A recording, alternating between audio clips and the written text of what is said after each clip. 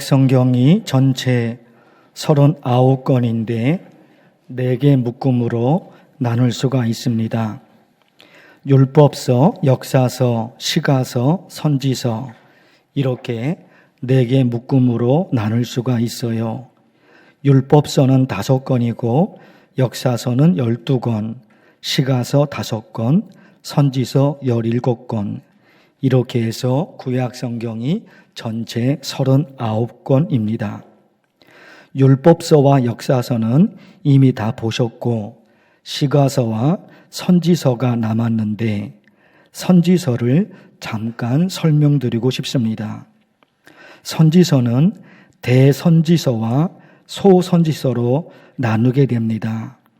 대선지서는 분량이 그 말씀의 분량이 많다는 거고 소선지서는 분량이 적어서 대호곤서 이렇게 나눕니다.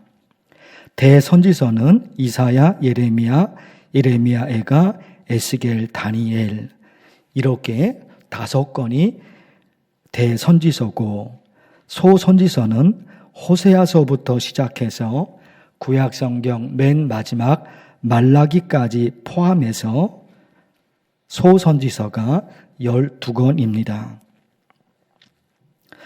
선지서 중에 대선지서는 이미 다 보셨고 이제 오늘부터 소선지서를 보실 텐데 오늘은 소선지서 중에 첫 번째인 호세아서 이 말씀으로 하나님의 말씀을 전하겠습니다.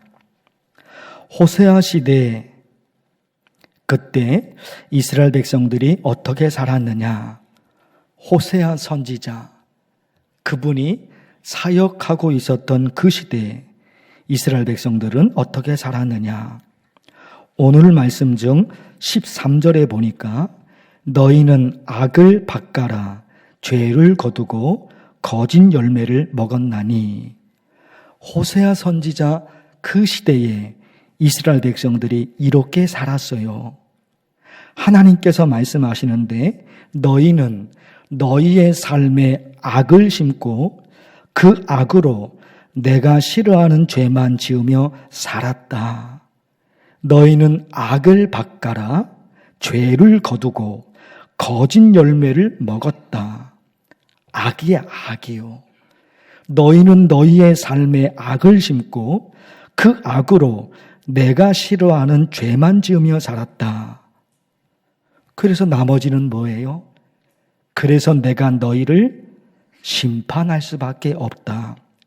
그래서 너희에게 돌아가는 것은 심판밖에 없다. 13절이 그 말씀입니다.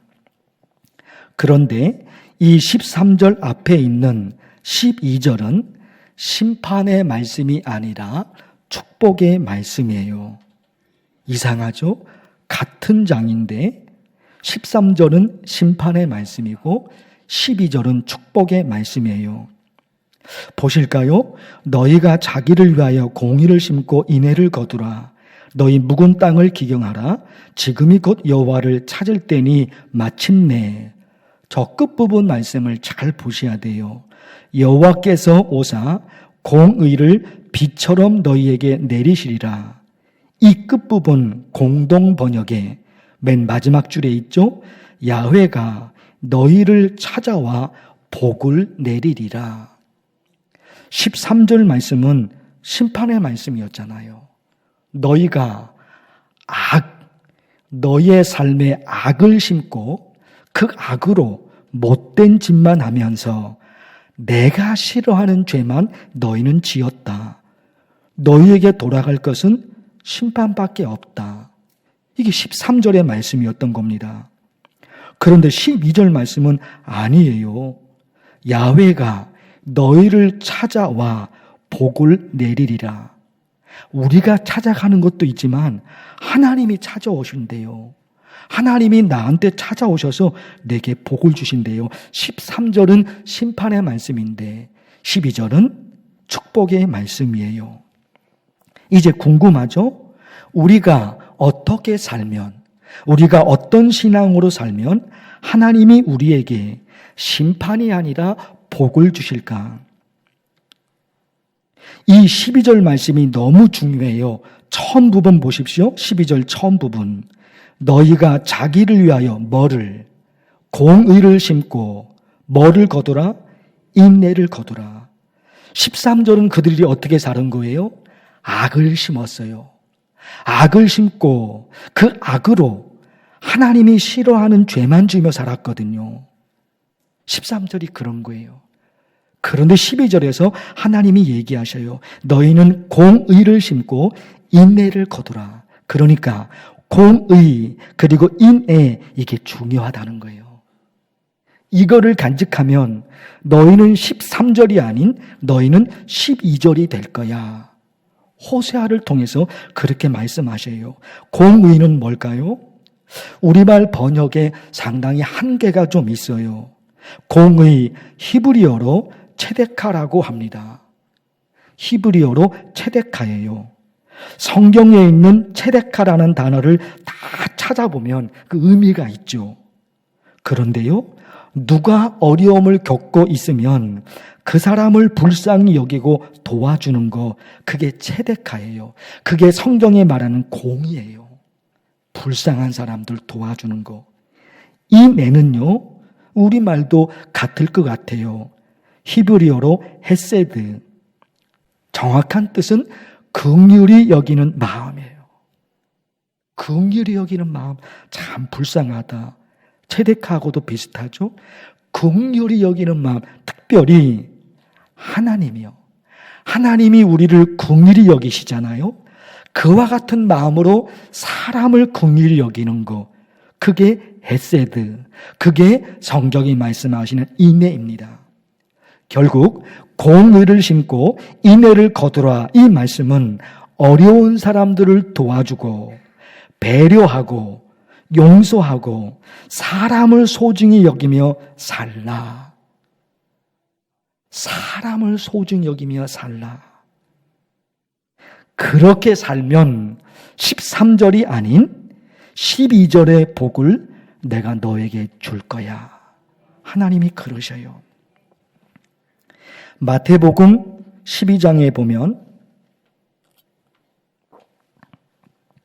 제자들이 안식일에 밀이삭을 잘라 먹었는데 바리새인들이 그걸 보고 예수님께 따집니다. 안식일에 제자들이 밀이삭을 잘라 먹었어요. 안식일에 그들이 뭔가 일을 한 겁니다.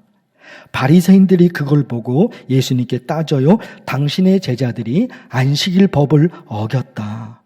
안식일에는, 주일에는 그런 일 하면 안 된다. 이게 그들이 정해놓은 법이었거든요. 그래서 바리새인들이 당신의 제자들이 안식일 법을 어겼다. 제자들을 비난하고 예수님을 비난합니다. 당신의 제자들이 예수님을 비난하는 거예요. 그러나 예수님은 제자들 보고 너희들 왜 그랬니? 너희들 왜 그랬니? 왜 안식일 법을 어겼니? 예수님은 제자들에게 그런 말씀을 하시지 않아요. 오히려 제자들의 행동이 죄가 아님을 얘기하십니다. 제자들에게 아무 문제가 없다고 예수님은 얘기하셔요. 바리새인들은 무슨 큰 일이 일어난 것처럼 난리를 치잖아요. 엄청난 죄를 지은 것처럼 예수님에게 따지잖아요, 바리새인들은. 그런데 예수님 안 그러셔요. 너희들 왜 그랬니? 제자들에게 그런 말 안 하셔요. 너희들 왜 안식일 법을 어겼니? 제자들에게 예수님 그런 말씀 안 하셔요. 그리고 아무 죄가 없다고 예수님은 제자들에게 그러셔요. 왜 그랬을까? 이게 중요한 거죠. 왜 그랬을까? 예수님은 아셨어요. 뭘 아셨느냐?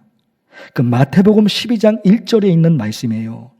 예수께서 안식일에 밀밭 사이로 가실 때 제자들이 어떻게 해서? 시장하여. 그래서 이삭을 잘라 먹었어요. 배가 고파서. 왜 그들이 안식일 법을 어겼느냐? 왜 그들이 안식일에 해서는 안 되는 일을 했느냐? 너무 배가 고파서. 시장하여 그러잖아요. 제자들이 너무 배가 고파서 그래서 안식일 법을 어긴 거예요. 예수님은 이런 상황을 아셨어요. 예수님은 이런 상황을 아셨어요. 제자들이 얼마나 배가 고팠으면 그랬을까? 이게 예수님의 마음이에요. 제자들이 얼마나 배가 고팠으면 그랬으면 그랬을까? 이게 예수님의 마음이에요. 바리새인들은 그런 마음이 없어요. 그런 마음이 없어요. 이 사람들이 얼마나 배가 고팠으면 그랬을까? 이런 마음이 없어요. 그냥 무조건 비난합니다. 그냥 무조건 법을 어겼다. 그거밖에 없는 거예요. 그거밖에 없는 거예요. 그들이 그렇게 할 수밖에 없었던 상황, 그렇게 할 수밖에 없었던 상황, 그게 있는 거예요. 그거 알고 싶은 마음이 없어요. 알고 싶은 마음이 없는 거예요. 이런 부분들이 상당히 중요한데요. 바리새인들이 누굽니까? 서기관이 누굽니까? 제일 앞장서서 하나님을 믿는 사람들이에요. 제일 앞장서서 하나님을 믿어요. 그리고 하나님이 원하시는 것은 이런 거다라고 가르쳐요. 바리새인과 서기관들이. 그런데 하나님의 마음을 몰라요. 글자는 알지 몰라도, 그 문자는 알지 몰라도 하나님의 마음을 몰라요. 그들이 얼마나 배가 고팠으면 그랬을까? 이것이 하나님의 마음, 이것이 예수님의 마음이었어요. 그걸 몰라요. 그걸 글자에, 문자에 사로잡혀서 그 글자에 얽매여 있는 거예요. 정말로 하나님이 원하시는 것이 있는데 그건 모른다 말입니다. 아니, 알고 싶지가 않아요. 알고 싶지가 않아요. 왜? 무조건 비난하고 싶으니까, 무조건 반대하고 싶으니까 그 상황을 알고 싶지 않아요. 그래서 예수님이 이런 말씀을 하셔요. 나는 자비를 원하고 제사를 원하지 아니하노라. 나는 자비를 원하고 제사를 원하지 않으노라. 예수님이 마태복음에서 그런 말씀 하시거든요. 이 말씀이 호세아서에 있는 말씀이에요. 여러분 화면에 있죠? 저 말씀이 호세아서에 있어요. 6장 6절에 나는 인애를 원하고 제사를 원하지 아니하며 번제보다 하나님을 하는 것을 원하노라. 예수님이 하신 말씀인데 호세아서에 있는 말씀이에요. 서두에서 말씀드렸죠. 공의와 인애, 사람을 불쌍히 여기는 거거든요. 사람을 소중히 여기는 거거든요. 그 호세아를 통해서 하나님이 이미 얘기하신 거예요. 예수님께서 그걸 끄집어내십니다. 호세아를 통해서 선포된 하나님의 말씀을 예수님이 끄집어내셔요. 그리고 얘기하는 거예요. 그런데 여러분, 이 말씀이 얼마나 심각합니까? 제사가 뭐예요? 지금으로 얘기하면 예배예요. 예배. 지금으로 얘기하면 예배예요. 그런데 하나님이 예배를 원하시지 않는다 그러셔요. 이게 무슨 얘기입니까? 이게 무슨 말이에요? 하나님을 믿는 우리에게 예배가 전부인데 하나님은 예배를 원하시지 않는다. 그러면 지금 예배드리는 우리는 뭐예요? 지금 예배드리는 우리는 뭐예요? 하나님이 예배를 원하시지 않는다 그러는데 이게 무슨 말이냐 말이에요. 우리가 아는 대로 예배가 필요 없다, 예배가 중요하지 않다, 그 말씀이 아니죠. 그런 말씀이 아니죠. 예배가 너무너무 소중하지만 내가 정말로 원하는 것은 사람을 소중히 여기는 거야. 너희가 나를 소중히 여겨서 정성을 다해 예배를 드리는 것처럼, 그렇죠. 너희가 나를 소중히 여겨서, 너희가 나를 소중히 여겨서 정말로 정성을 다해 나한테 예배 드리는 것처럼 그와 같은 마음으로 사람을 소중히 여겨야 돼. 그게 내가 원하는 거야. 그렇죠, 여러분? 제사, 지금으로 얘기하면 예배라니까요. 근데 그 제사를, 그 예배를 하나님이 원하지 않으신다는 거예요. 심각한 말씀이잖아요. 그게 아니에요. 너희가 나를 소중히 여겨서 이렇게 정성을 다해서 예배 드리는 것처럼, 아니 다른 사람들은 예배 안 드리잖아요. 다른 사람들은 주일날 예배 안 드리잖아요. 우리는 예배 드려요. 왜? 하나님이 너무 좋으니까. 하나님이 내 삶에 너무너무 소중하니까. 그래서 예배를 드리는 거예요. 그와 같은 마음으로 사람을 소중히 여겨. 그게 내가 원하는 거야. 우리가요, 이 말씀을 들여다보면서 우리 신앙을 또 한 번 본질적으로 생각할 필요가 있어요. 이런 질문을 자주 던지잖아요. 하나님을 믿는다는 게 뭘까? 예배 드린다는 게 뭘까? 하나님께 영광을 올려드리며 찬양한다는 게 뭘까? 이런 거예요, 이런 거. 예수님께서 말씀을 하셔요. 너희가 하나님의 계명을 버리고 사람의 전통을 지키느니라. 참 이것도 중요한 말씀이에요. 너희가 하나님의 계명을 버리고 사람의 전통을 지키느니라. 이 뜻이 뭘까요? 하나도 중요하지 않은 거, 하나도 중요하지 않아요. 그런데 그것은 목숨 걸고 지키려 그래요. 하나도 중요하지 않는 거예요. 하나님이 보시기에. 이게 중요한 시점이죠. 내가 보기에 그런 게 아니라 하나님의 기준으로 보면 그거 하나도 중요하지 않은 거예요. 그런데 그거는 죽기 살기로 지켜요. 그런데 정말로 중요한 거, 하나님이 정말로 중요하다고 생각하시는 것이 있는데 그건 안 지키는 거예요. 이게 그 말씀이에요. 너희가 하나님의 계명은 버리고 사람의 전통을 지킨다. 하나님 보시기에 하나도 중요한 게 아니에요. 죽기 살기로 그건 지킨다 말입니다. 근데 너무 중요한 게 있거든요. 하나님 보시기에. 그거는 아무것도 아닌 것처럼 지나가 버린 거예요. 이게 뭐예요? 거꾸로 된 거예요. 신앙이 거꾸로 된 거예요. 거꾸로 되니까 하나님과 점점 가까워지는 게 아니라 멀어져요. 거꾸로 되잖아요, 거꾸로. 거꾸로 되니까 나는 점점 하나님과 가까워지는 것 같은데 하나님 편에서는 점점 멀어지는 거예요. 점점 멀어지는 거예요. 그래서 정말 중요한 게 뭔가, 하나님이 귀하게 보시는 게 뭔가, 이런 거죠, 이런 거. 그래서 말씀하시잖아요. 하나님을 사랑해라. 그와 같은 마음으로 이웃을 사랑하라. 이거잖아요, 이거. 하나님을 사랑하라. 하나님이 내 삶에 너무나 소중하기에 그래서 예배를 드려요. 너무너무 소중하게. 그와 같은 마음으로 사람을 사랑해라. 그와 같은 마음으로 사람을 소중히 여겨라. 우리가 이런 신앙으로 살게 되면 보십시오. 사람을 사랑하고 어려운 사람들을 도와주고 배려하고 용서하고 사람을 소중히 여기고 그렇게 살잖아요. 그러면 하나님이 우리에게 허락하신 축복이 있어요. 이사야 58장에 보시면 내가 기뻐하는 금식은 이렇게 시작됩니다. 내가 기뻐하는 금식은 이 의미가 뭘까요? 내가 기뻐하는 예배는, 내가 기뻐하는 신앙은, 내가 기뻐하는 기도는, 내가 기뻐하는 찬양은, 내가 기뻐하는 헌금은 그런 의미거든요.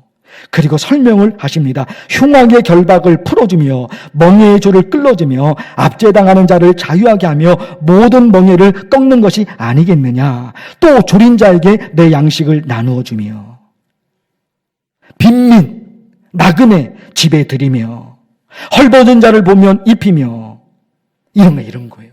사람을 소중히 여기며 사람을 아끼며 이런 거예요. 내가 기뻐하는 금식, 내가 기뻐하는 예배, 내가 기뻐하는 신앙, 내가 기뻐하는 찬양, 내가 기뻐하는 그거는 이렇게 사는 거야. 사람을 소중히 여기는 거야. 이사야 58장이에요. 그런데 여러분, 우리가 그렇게 살잖아요. 그러면 하나님이 우리에게 어떤 은혜를 주시느냐? 여러분 보십시오. 화면에 있습니다. 너희의 빛이 새벽같이 비칠 것이며 너희의 치유가 급속할 것이며. 보세요. 사람을 소중히, 하나님을 소중히 여긴 것처럼 그와 같은 마음으로 사람을 소중히 여겨. 그러면 빛이, 너의 삶에 빛이 임한다. 너의 치유가 빨라진다. 내가 너를 고쳐준다. 그리고 기가 막힌 말씀이에요. 내가 부를 때는 나 여호와가 응답하겠고, 더 기가 막힌 말씀, 내가 부르짖을 때는 내가 여기 있다 하리라. 하나님 나를 도와주세요. 하나님 나를 지켜주세요. 우리 가족들 구원해 주세요. 이게 간절히 매달리잖아요. 하나님의 이름을 부르면서 하나님께 부르시잖아요. 그때 하나님이 응답하신대요. 내가 여기 있어. 내가 너 여기 있어. 너 걱정하지 마. 내가 해줄게. 내가 해줄게. 하나님이 그러신대요. 누구에게? 하나님을 소중히 여기는 만큼 그와 같은 마음으로 사람을 소중히 여기는 거. 그 사람이. 우리 이런 삶을 살아서 오늘 말씀에 나온 이 축복이 우리의 축복이 되기를 축원합니다. 하나님 아버지, 우리 만나교회 성도들 하나님 앞에 이렇게 있습니다.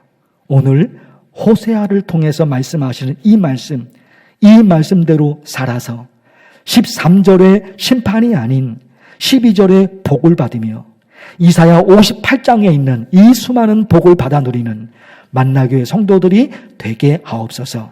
예수님의 이름으로 기도하옵나이다. 아멘.